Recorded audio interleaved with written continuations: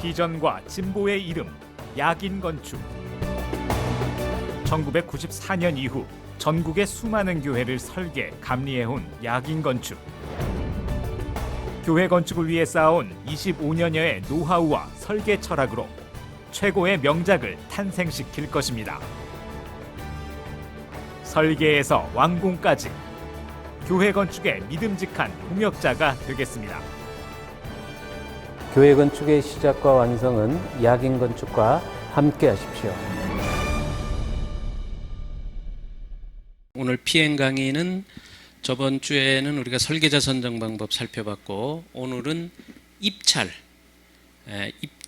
대해서 시공사 선정에 따르는 입찰에 대해서 우리 좀 간단히 살펴보도록 하겠습니다.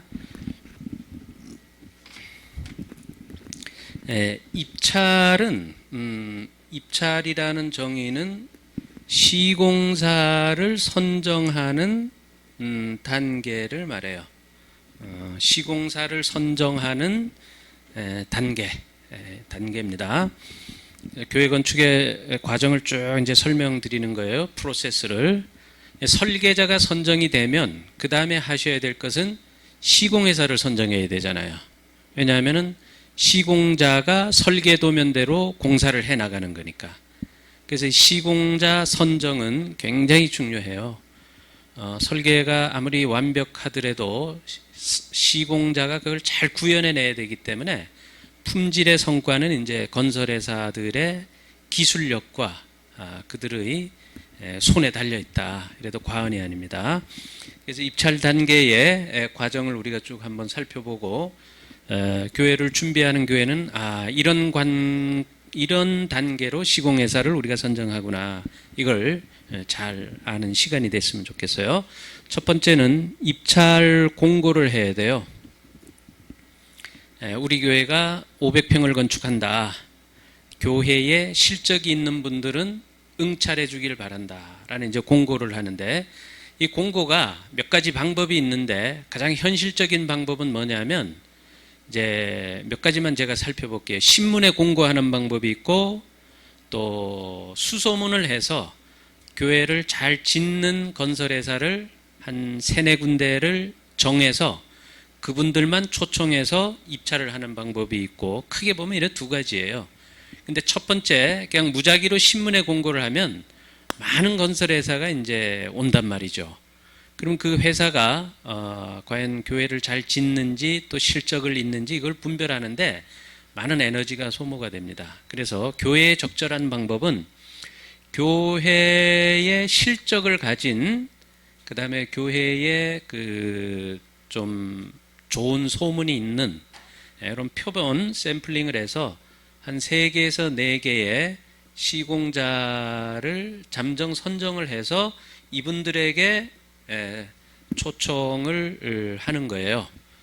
오셔서 우리 회사의 입찰에 응해주기 바란다, 이렇게 하는 겁니다. 그래서 요 선정은 이제 주로 보면은 그 교회의 실적, 재무구조, 그 다음에 뭐 교단의 선호도, 또 주변 교회의 어떤 추천, 뭐 이런 여러 가지 방법이 있겠죠. 이렇게 해서 선정을, 공고를 해서 초청을 하는 거죠. 그럼 이분들이 이제 예를 들어 4개 회사를 초청을 했다라고 하면 이제 이분들에 대해서 현장 설명회를 합니다.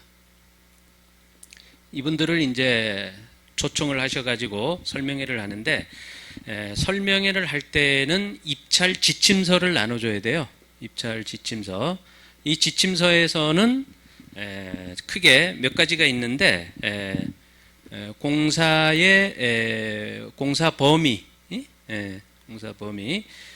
교회 공사가 일반 공사하고 조금 차이점이 있는데, 그거는 뭐냐면 교회 공사는 별도 공사라는 게 있어요. 별도 공사는 뭐냐면 음향, 그 다음에 영상, 무대 특수 조명, 그 다음에 인테리어, 이거는 보편적으로 보면은 건설 범위하고 분리해서 발주를 많이 합니다.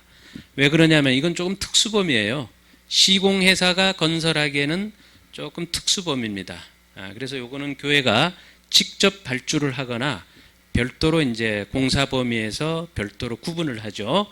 그래서 나머지는 이제 건축, 토목, 뭐 설비, 전기공사 이런 것들이 입찰 범위에 들어간다. 이제 지침서에 그런 게 있고, 그다음에 이제 뭐 공사 기간, 그다음에 견적서라는 거를 견적 기간이라 그러죠. 견적 기간. 그러니까 이제 설계 도면을 주죠.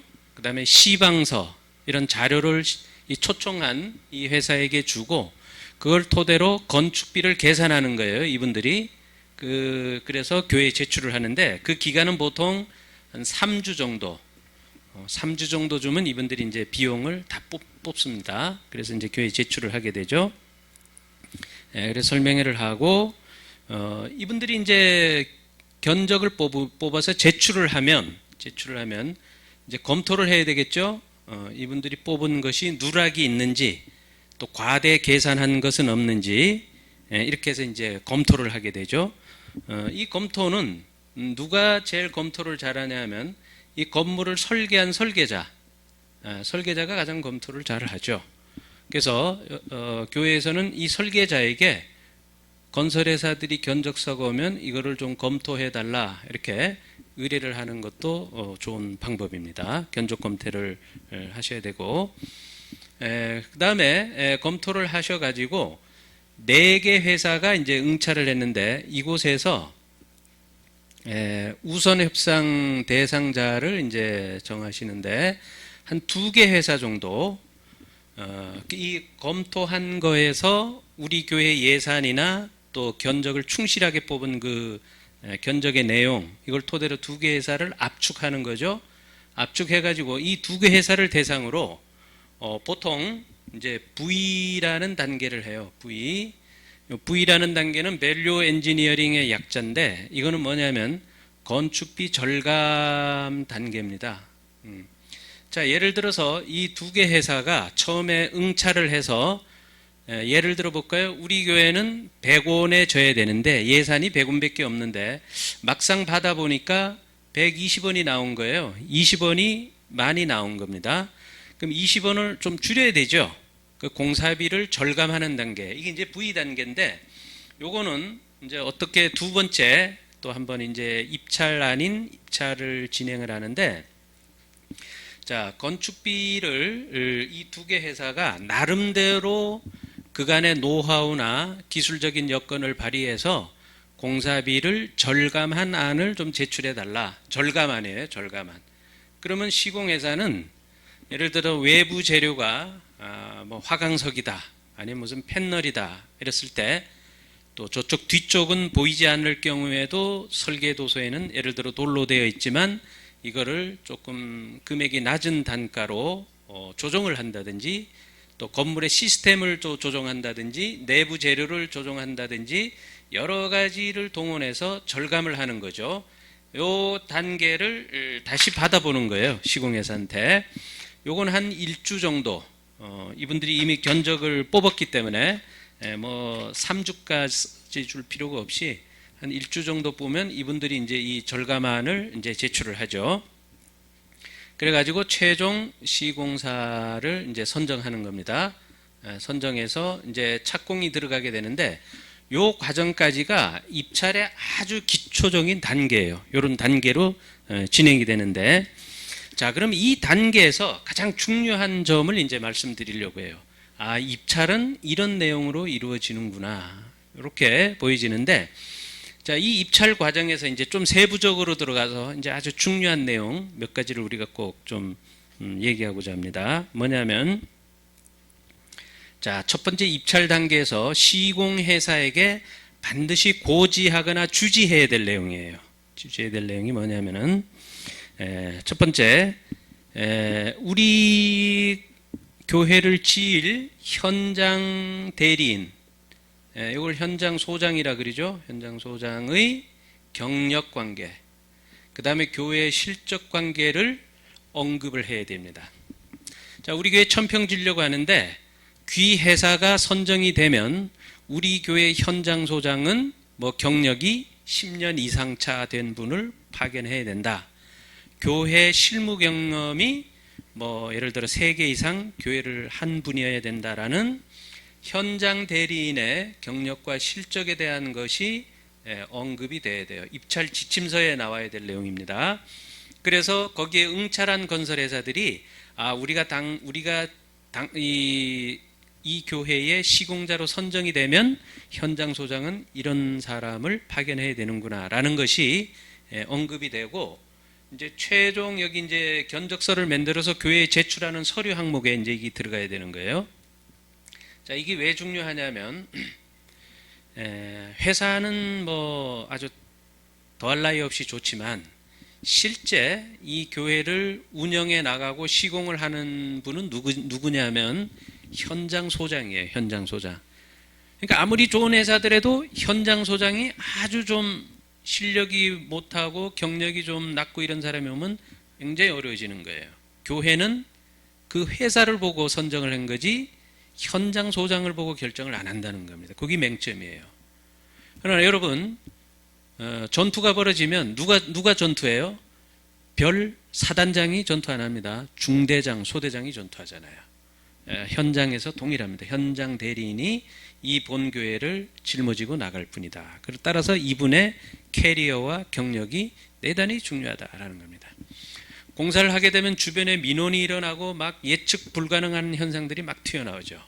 그래서 경력이 있고 이런 분들이 해야 된다라는 거. 현장 소장에 대한 캐리어가 입찰 때 고지를 해야 되는 것. 여기 있고요. 두 번째, 추가 공사비 방지에 대한 내용입니다. 추가 공사비 방지에 대한 내용.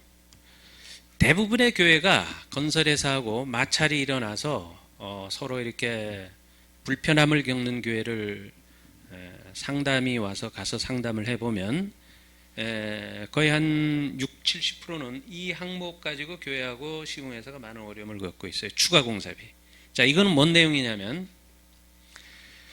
시공회사는 견적을 뽑을 때, 견적이라는 것은 총 공사비가 얼마가 들어가는 거냐라는 금액을 산출하는 것을 말해요. 견적을 뽑을 때 설계 도면하고 그 다음에 시방서, 그 다음에 뭐 허가 조건, 이런 것들이 있어요. 이런 것들을 종합적으로 해가지고 건축비를 산출하는 겁니다. 근데 이 건설회사가 건축에 이걸 가지고 견적을 뽑을 때 예를 들어서 누락 부분이 많은 거예요. 누락 부분이. 예를 들어 뭐 냉난방 공사비도 빠지고 외장 재료의 그 하지철물. 하지철물은 뭐냐면 돌을 붙일 때 돌과 외벽 사이에 이 긴결하는 철물이에요. 이런 것들은 도면에 표현이 잘 안 되는 경우도 많아요. 이런 것이 이제 누락이 돼서 나중에 공사를 하다 보면 그런 누락된 부분을 다시 재청구하게 된단 말이죠. 재청구. 여기 우리가 견적에서 빠졌으니까 이건 돈을 좀 보전을 해 주셔야 되겠습니다. 이것이 추가 공사비란 내용이죠. 근데 교회는 특성상 시공회사가 누락되어진 부분에 대한 추가 공사비의 청구가 들어왔을 때는 사실은 교회는 이걸 뭐 해줄 수가 없어요. 이게 교회 특성상. 건축위원회도 있고 성도도 있고 해서 공표가 된 이상 우리 교회 100원에 집니다 하고 통과가 됐는데 나중에 공사하면서 이게 130원이 됐다 이러면 이게 또 많이 어려워지죠. 그렇다면은 이거를 최소화하거나 이 리스크를 막는 방법이 뭐냐? 입찰 때에 이 부분에 대해서 확실하게 고지가 돼야 되고, 두 번째, 견적서를 교회에 제출할 때에 이 부분에 대한 확약서를 받아야 돼요. 확약서. 이 시공회사의 대표이사가 우리는 이런 추가 공사비가 없을 만큼 아주 충실하게 견적을 뽑았다. 그래서 혹시 누락된 부분이 있더라도 우리가 이걸 다 감안하겠습니다라는 이런 의지와 이런 어떤 확인, 이런 것들이 입찰 때에 어떤 서류화돼서 이걸 받으셔야 돼요. 왜냐하면 이걸 충분히 고지할 때 시공회사는 어떤 생각을 하게 되냐면 이 교회는 견적을 상당히 잘 뽑아야 되겠구나. 누락되는 것이 없어야 되고 또 뽑은 다음에도 충분히 크로스 검토를 해서 제출을 해야 되겠다. 이런 어떤 무언의 메시지가 되기도 해요. 그건 서로 좋은 거죠. 여기 이제 들어가야 되고, 세 번째는 공정관리 계획서입니다. 공정관리 계획서. 자, 이 공정관리 계획서라는 것은 뭐냐면 우리 회사가 교회를 건축해 나가는 과정에서 교회와 시공회사와의 소통 관계를 우리는 이런 단계로 소통을 합니다. 이런 계획서예요. 예를 들면요. 자, 화장실에 타일의 색깔이 여러분 검은 색깔을 쓰면 교회 화장실에서는 조금 거부 반응이 일어나죠. 성도들이 봤을 때. 좀 아이보리의 밝은 컬러를 쓰는 것이 좋잖아요. 바닥도 마찬가지고. 근데 설계 도면에서는 대부분 표기는 되지만 간혹 안 된 부분도 있어요. 컬러를 뭘로 써라. 이 정도까지는 물론 외벽에는 다 설계 도면에 표기가 되지만 내부 재료마다 방마다 표기하는 건 좀 곤란하죠. 자, 두 번째, 어떤 재료를 쓰는데 그 재료의 재질, 그 다음에 그 규격, 그 다음에 품질 상태, 이런 것들. 예를 들어 유리다. 유리도 수십 가지입니다. 종류가. 블루 계열의 유리를 써야 된다라고 도면에 표기가 됐으면 그 블루 계열도 수십 가지예요. 약간 블루, 뭐 심한 블루, 여러 가지란 말이죠. 그럼 이런 것들을 시공회사가 이거를 마감을 하기 전에 교회에 이 샘플링을 보여주고 샘플을 제출해서 교회의 의견을 받아서 그걸 가지고 적용을 한다. 예를 들면 한 가지 예를 든다면 여기 다 뭡니까? 여기 소통계획서죠. 우리는 공사를 이렇게 다 이렇게 확인 절차를 거쳐서 하겠다. 그런 소통계획서를 입찰 때 얘기를 해줘야 돼요. 우리 교회 입찰이 들어오면 당신들은 이런 계획서를 제출해 달라. 이런 거. 그 다음에 네 번째, 민원 처리 계획서. 자, 교회를 시공하다 보면 거의 80-90%가 민원이 발생이 됩니다. 이 민원이 발생이 돼요. 자, 요즘 민원은 거의 그 억지성 민원도 많아요, 사실은. 건축법에서 적법하게 허가가 났음에도 불구하고 뭐 시끄럽다, 뭐 예배 드리는데 뭐 소음이 많이 난다, 뭐 혼잡도가 있다, 먼지가 많다, 뭐 이제 이런 등등 이런 이제 민원의 여지가 있기 때문에 시공 과정에서 민원이 일어나면은 교회가 그걸 대응하는 것은 거의 어렵습니다. 물론 도움을 줄 수 있지만 교회가 주체가 돼가지고 민원을 처리하는 것은 어려워요. 왜냐하면 공사를 하면서 진동이 우르르륵 해서 옆에 담벼락에 금이 갔는데, 옆집 담벼락에 금이 갔는데 그 교회 가서 그 해결이 안 되죠. 누가 해결을 해야 됩니까? 시공사가 이건 해결을 해야 돼요. 근데 시공사 혼자서도 물론 해결해야 되지만 이때 이제 교회가 같이 힘을 합쳐서 이렇게 힘을 보태고 이렇게 해서 이제 하는 건데, 그럼에도 불구하고 주체는 시공회사가 돼야 된다는 거죠. 자, 그렇다면은 귀회사는 이런 민원이 발생이 됐을 때 어떻게 처리합니까? 그 계획서를 좀 보여주십시오 라는 거죠. 이것이 입찰 때에 이렇게 이제 가는 거예요. 이렇게. 그 다음에 이제 다섯 번째, 공정 관련된 일정 관리 계획서입니다. 일정 관리. 이거는 뭐냐면 공사 기간이 12개월로 됐단 말이죠. 12개월로 돼서 매달마다 공사 공정이 어떻게 진행이 된다. 토목 공사가 진행이 되고, 그 다음에 건축의 골조 공사가 진행이 되고, 마감 공사가 어떻게 되고, 인테리어는 어떻게 되고, 이렇게 이 공사 일정이죠. 이 일정을 일주일 단위에 한 번씩 공사 일정에 대해서 통보를 해줘야 됩니다. 교회에다가. 그래야 우리 성도들이나 건축위원들이 우리 교회 공사가 지금 어디까지 돼 있어, 총 공사의 뭐 20%까지 진행이 됐다, 30%, 40% 이렇게 진행 절차를 알 수 있죠.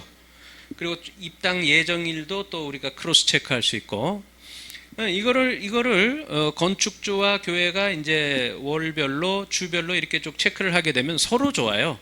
나중에 가서 일정이 쫓기지 않고 또 너무 빨리 나가지 않고 이런 거를 상호 크로스해서 조정할 수 있죠. 그래서 일정 관리 계획서, 이런 것들을 이제 입찰 때에 받는 겁니다. 입찰 때 받아가지고 요거를 다 취합을 해서 이제 시공회사가 선정이 됐잖아요. 이분하고 맨 마지막 단계는 뭡니까? 계약 단계입니다. 계약 단계. 계약 단계에서 이제 상호 계약을 하게 되는데, 계약 단계가 너무 중요해요. 왜냐하면 계약이 체결되면, 시공사와 교회가 계약이 체결되면 그 다음부터 이제 어떻게 되느냐? 계약서대로 가요. 계약서대로. 그러니까 계약을 부실하게 해놓으면 부실하게 가는 것이고, 계약을 두리뭉실하게 해놓으면 두리뭉실하게 가는 거고, 계약을 아주 디테일하게 구체적으로 해놓으면 아주 구체적이고 아주 디테일하게 가는 거고 그래요. 그러니까 이 계약 단계가 너무 중요한 거죠.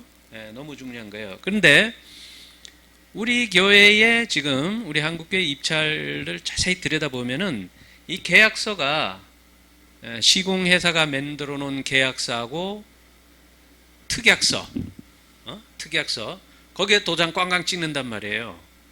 계약서가. 근데 계약서는, 물론 그건 계약서인데 계약서의 범위가 중요한 거예요. 이 계약서의 범위는, 이것도 계약서에 들어가지만 이거 있죠, 이거 1번서부터 5번까지 이게 계약서에 들어가야 돼요. 그리고 플러스 뭐가 들어가냐면 도면과 시방서도 계약서의 범위에 들어갑니다. 그래서 도면에도 도장 꽝 찍고 시방서에도 도장 꽉 찍고 입찰 때에 이 내용 페이퍼에 도장을 꽝꽝 찍어야 돼요. 그러면은 완벽한 계약이 되고 입찰이 됩니다. 자, 왜 문제가 되고 왜 교회가 시공회사하고 트러블이 있고 어려움이 있고 공사를 하다가 중단되기도 하고 왜 이러느냐? 이 단계가 다 누락이 되는 거예요. 이게 다 없고 요것만 가지고 계약을 한 겁니다. 요것만 가지고. 그래서 어떠한 이견, 다른 생각, 이견이 발생이 됐을 때 상호 주장하게 되죠. 시공회사는 이렇다. 교회는 그거는 우리는 생각지도 못한 거다. 이견이 됐는데 이 이견의 간극을 좁히는 거. 상호. 교회나 시공회사나 좁히는 거. 그리고 막연하게 저거는 하겠지. 저거는 해주겠지. 시공회사는 어때? 교회다. 요거 조금 추가된 건 해주겠지. 교회는 요거는 경미한 거니까 돈 안 받고 해주겠지. 이런 막연한 것. 막연한 생각. 이거는 항상 끝에 가면 리스크가 됩니다. 리스크. 이 막연한 거를 전부 구체화 하셔야 돼요. 확인해야 됩니다. 이거 해줍니까? 이건 어느 공사 범위에 포함이 됩니까? 이렇게. 그렇게 해서 이 특약서에 넣어가지고 이렇게 해서 이제 계약을 하시면, 제가 뭐 교회를 참 교회만 이렇게 좀 핸들링을 하는데 퍼펙트한 입찰이 되고요. 공사를 시행해 나가는 과정에 있어서 교회 시공회사하고 별로 트러블이 없어요. 트러블이 없게 됩니다. 그래서 이 과정을 꼭 유념하셔가지고 시공회사 선정 때 꼭 참고하시면 좋겠습니다. 다음 주에는 입찰 방법, 그 다음에 시공자 선정 평가 기준, 이거에 대한 PM을 강의하도록 하겠습니다. 감사합니다.